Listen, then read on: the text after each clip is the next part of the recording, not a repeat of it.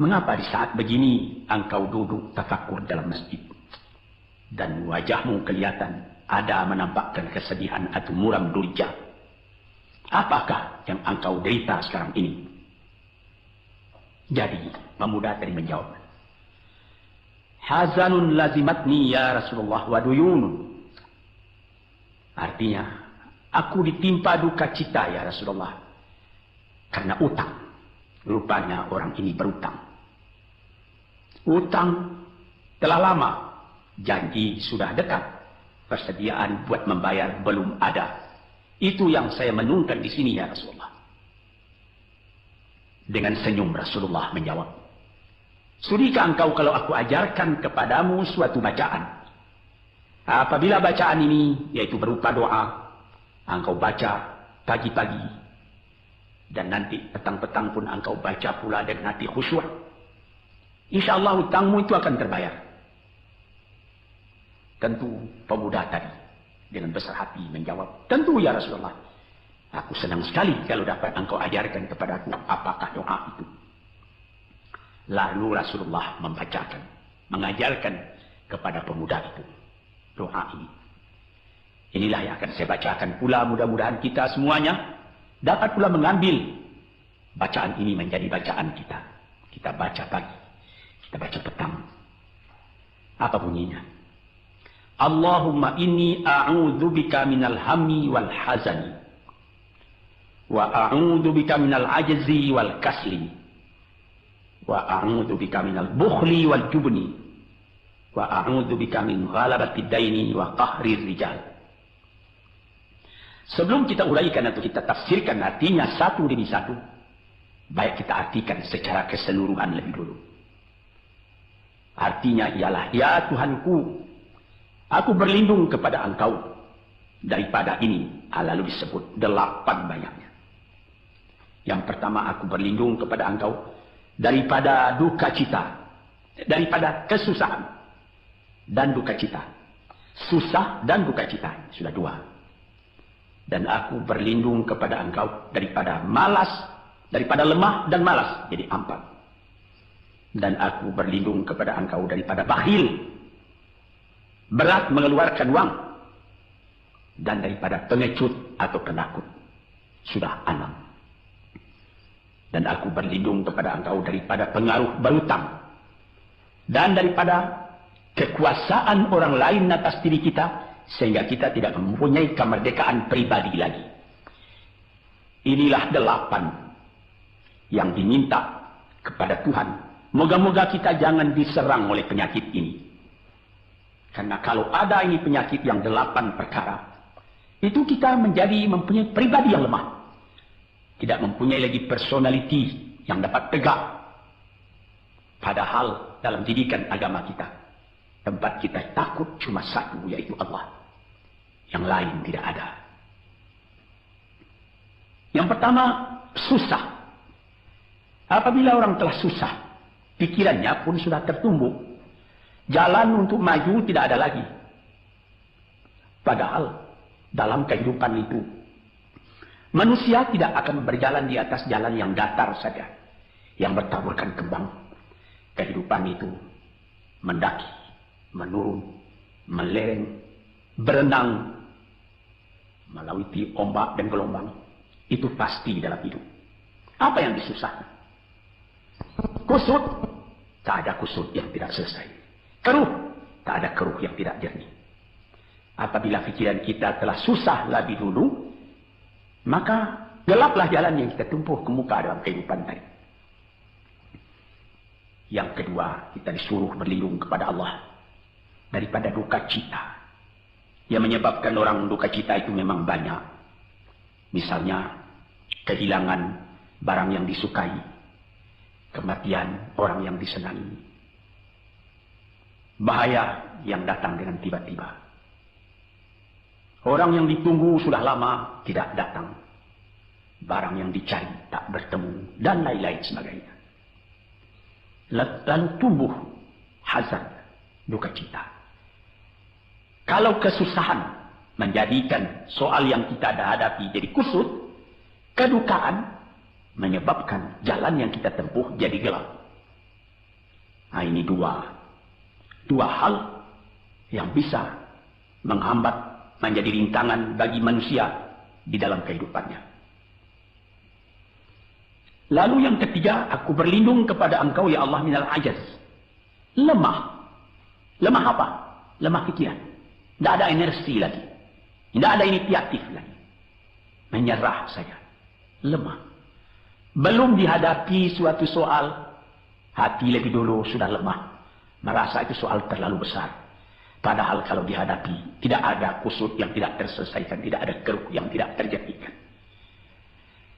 Yang lebih berbahaya lagi. Yang keempat, apa? Malas. Kalau sudah malas, apa yang akan dikejar lagi? Kita duduk saja termenung-menung dalam kemalasan. Lalu angan-angan banyak, cita-cita mati. Angan-angan. Hendak terbang, padahal sayap tidak ada. Angan-angan hendak mempunyai ini, hendak mempunyai itu, hendak mempunyai Mercedes-Benz, hendak mempunyai rumah besar. Tapi ikhtiar tidak ada. Sebab itu ada pepatah dari orang tua-tua kita di zaman dulu. Dikatakannya, mati, ini zaman penjajahan dulu nih. Mati Belanda karena pangkat, katanya. Mati Cina karena kaya, katanya. Mati Keling karena makanan, katanya. Mati Melayu atau Indonesia karena angan-angan. Ini dia. Angan-angan karena malas tadi, berangan-angan. Tapi malas. Jadi tidak jadi. Dan itu membentuk juga kepada diri kita. Orang pemalas itu jalannya lunglai saja. Matanya muram saja. Tak jauh dia memandang. Ini penyakit. Itu 4 penyakit. Lantas dikatakannya lagi yang nomor 5 dan nomor 6. Wa a'udzubika minal bukhli wal jubni. Dan aku berlindung kepada Engkau daripada bakhil dan pengecut. Ini lebih berbahaya lagi. Dikumpul-kumpulnya harta banyak-banyak. Maksudnya tadi hendak menguasai harta itu. Lama-lama dengan tidak disadarinya, harta itulah yang menguasai dia. Dia menjadi bakhil. Siang malam tidak ada kesenangan, cuma sibuk cari uang.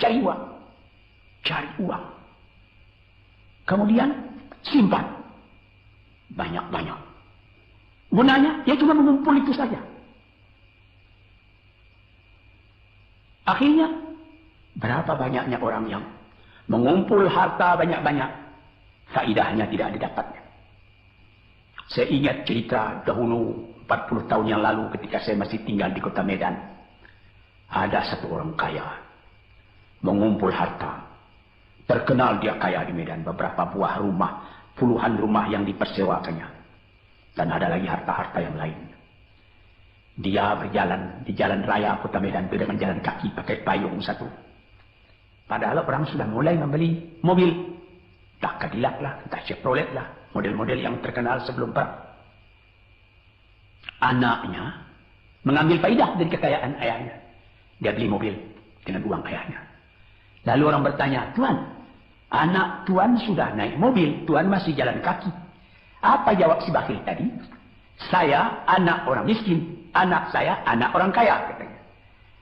Nah, inilah orang yang bukan lagi mencari harta buat menguasai harta itu, tetapi dia mencari harta buat dikuasai oleh hartanya. Yang nomor 6 lebih jahat lagi. Apa? Jubun, pengecut. Pengecut ini menjadikan separuh dari kehidupan manusia menjadi gagal. Ada pepatah orang. Kalau engkau berniaga atau berusaha, meskipun modalmu tadinya tidak ada, asal engkau berani, itulah modal utama dalam hidup. Sesuai dengan pepatah Melayu atau pepatah Indonesia lama. Dia katakan, putuslah tali layang-layang, robek kertas tentang bingkai. Hidup jangan mengepalang, tidak kaya, berani pakai. Hidup jangan mengepalang, tanggung-tanggung, jangan. Tidak kaya, berani pakai. Keberanian itu adalah modal. Sebab itu kalau orang rugi berniaga, itu belum rugi. Yang penting berani. Karena ada perniagaan itu tidak saja beruntung, rugi juga kadang-kadang. Tapi kalau keberanian yang hilang, Separuh daripada kekayaan tadi sudah habis. Walaupun masih banyak ada, tapi keberanian tidak ada, separuh sudah habis. Akhirnya, walaupun kekayaan besar, tapi kepercayaan hilang. Itu namanya habis, tidak ada lagi. Walaupun berjuta yang tinggal dalam tangan. Tapi orang tidak percaya. Apa lagi artinya? Sebab itu yang pertama sekali modal itu keberanian menghadapi hidup. Ini 6. Yang ke-7 dan 8, wa a'udzu bika min ghalabati daini wa qahri rijal, dan aku berlindung kepada Engkau ya Ilahi daripada pengaruh utang. Hutang itu, itulah anak muda yang duduk di sudut masjid tadi, dipengaruhi oleh utang. Sampai Rasulullah sendiri pun mengatakan, iyyakum wad-daina. Jagalah supaya kalau sedapat-dapatnya jangan sampai berutang.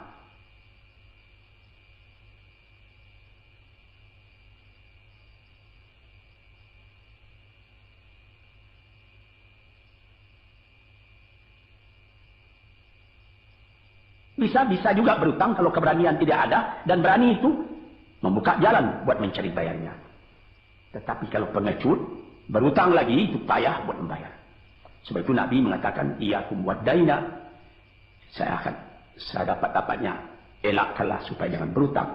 Fa innahu hammun bil laili wa mazallatun fin nahari. Hutang itu susah pada malam hari, mata tidak mau tidur. Dengan apa imbangan hutang tadi, berapa hutang, berapa yang akan diterima, sehingga mata tidak mau tidur malam itu memikirkan hutang. Akhirnya mazallatun fin nahari, kalau siang hari badan berasa hina, tak berani keluar dari rumah. Kota Jakarta yang begitu besar, bersilang siur, jalan-jalan raya, jalan Tamrin, Diponegoro, Imam Bonjol, Cut Mutia, dan lain-lain nama jalan. Ada orang yang jalan itu bertambah lama, bertambah kecil jumlahnya. Kalau orang lain mempunyai 100 macam jalan, dia paling tinggi cuma 2 saja jalan yang dapat jalan. Jalan dari rumahnya ke tempat yang tertentu.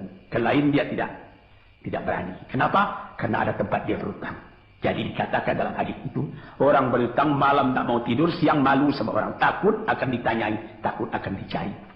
Ataupun dia berbenam di rumah, datang orang menunggu piutang. Dia bilangkan kepada pembantunya atau kepada anaknya, katakan bapak tidak di rumah. Anak yang tolol atau pembantu yang tolol menjawab, mana bapak? Dia suruh bilangkan bahwa bapak tidak ada di rumah. Kata anak tadi, betapa susah. Lantas yang nomor 8, wa qahri rijal.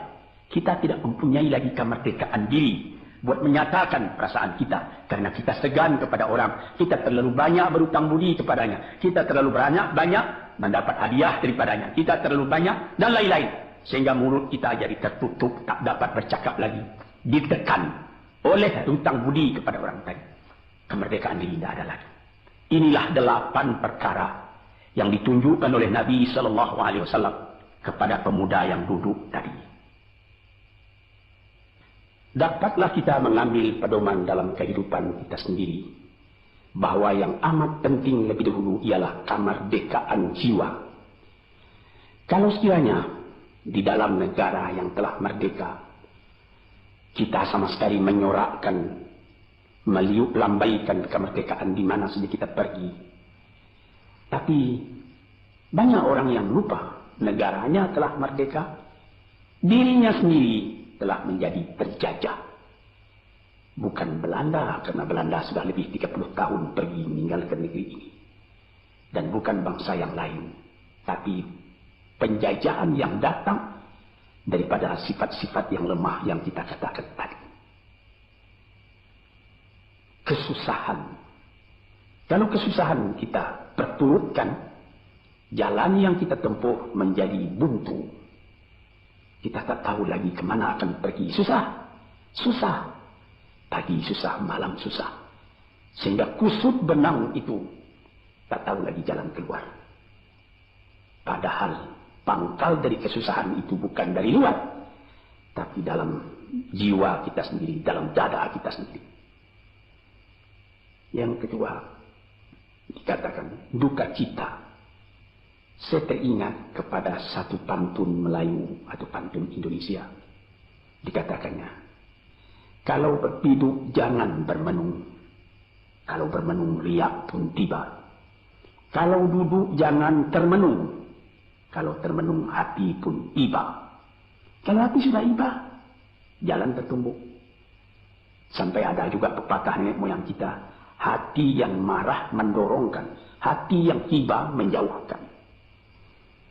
Sebab itu haruslah kita bersedia membesarkan jiwa kita sendiri. Marfu'ar ras, maufurul kiamah, kepala terangkat, harga diri dijaga. Itu kemudian dikatakan yang kedua, al-ajaz, lemah, al-kasal, malas. Kelemahan ini juga ada yang karena penyakit. Kenapa lemah saja? Kenapa tiap-tiap pekerjaan yang dihadapi pesimis yang timbul sehingga timbul malas? Kalau perlu, kita pergi kepada dokter, terutama psikiater. Kita tanyai, di mana segi kelemahan ini? Karena kelemahan jiwa, kemalasan, malas dan lemah itu dari jiwa pangkalnya, ahli-ahli ilmu kesehatan yang telah mendalam mengetahui hubungan antara rohani dengan jasmani kita. Sehingga timbul ilmu yang dinamai psikosomatik atau psikoterapi, menganalisa jiwa dari mana seginya, maka timbul lemah, maka timbul malas. Di sini kita memerlukan kuatnya energi. Sebab apabila manusia mempunyai jiwa yang besar, pekerjaan yang besar pun dipandangnya kecil. Tetapi apabila manusia mempunyai jiwa yang kecil, pekerjaan yang kecil pun dipandangnya besar. Kita misalkan saja kedua orang pemimpin yang kita cintai dan kita hormati. Proklamator kita Bung Karno dan Bung Hatta. Mereka mempunyai jiwa-jiwa yang besar. Sebab itu mereka memproklamirkan kemerdekaan Indonesia. Indonesia yang besar yang terjadi daripada puluhan ribu pulau. Dengan 45 kata perkataan, 45 patah perkataan. Dengan ini kami menyatakan kemerdekaan Indonesia.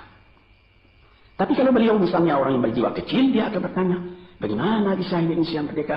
Kita sudah miskin, melarat dulu dijajah Belanda, kemudian ditekan Jepang. Kapan? Dia berkaji itu pekerjaan yang detail-detail, yang kecil-kecil, dia anggap itu besar. Nah, ini misalnya. Maka orang-orang yang ajaz, yang lemah, atau yang kasar, yang pengecut, yang pemalas, tidak dapat mengerjakan pekerjaan yang besar-besar. Nah, kemudian yang kelima dan keenam, wa'an bika minal bukhli. Aku berlindung kepada engkau daripada bakhil. Menerima mau banyak-banyak, mengeluarkan paling sedikit. Dia anggap, sebagaimana saya katakan tadi, tadinya dia menguasai harta. Akhirnya dengan tidak disadarinya, dia yang dikuasai oleh harta. Akhirnya, orang yang begini kerjanya cuma mengumpul-ngumpul harta saja. Kumpulkan harta banyak-banyak, kemudian Tuhan memanggilnya kembali ke akhirat, mati, tidak ada harta tadi yang dibawanya. Tinggal menjadi perselisihan di antara anak dan cucu. Di hari-hari yang pertama, anak tadi menangis. Ayahnya telah mati. Tapi di hari yang kedua dan ketiga, dia tidak menangis lagi. Dia berpikir, di mana kunci ditaruh ayah? Di mana simpanan ayah? Berapa peninggalan ayah? Lalu dia berkelahi. Anak tadi. Nah ini, karena si ayah tadi bukhul, bakhil. Nikmatnya orang lain yang merasai. Dia sendiri sengsara, diperintah oleh hartanya itu. Apatah lagi yang keenam, jubun, pengecut. Dia berjalan siang, dia berjalan malam hari. Kelihatannya olehnya pohon kayu bergerak-gerak. Disangkanya itu hantu. Dia lari terus. Bertambah lari, bertambah takut. Akhirnya dia pingsan karena sudah lari. Ini tidak ada apa-apa oleh orang yang berani. Ini orang yang gagal di dalam perjalanan hidupnya. Karena penakutnya, karena pengecutnya. Padahal di dalam keterangan agama sendiri, orang-orang yang beriman kepada Allah dikatakan, la tahinu wa la ta'zan wa antumul a'launa in kuntum mu'minin. Jangan engkau merasa lemah. Jangan engkau merasa duka cita. Jangan engkau merasa pengecut.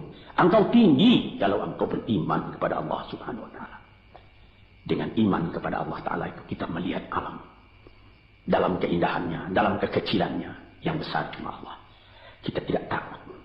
Karena tidak ada satu bahaya yang akan menimpa kepada diri kita kalau tidak Tuhan yang menentukan. Ini pokok tuan-tuan, para pendengar kaset yang saya muliakan. Kemudian di nomor 7 dikatakan kita berlindung kepada Allah daripada pengaruh hutang. Alangkah kecilnya jiwa orang apabila dia telah berutang kepada orang lain.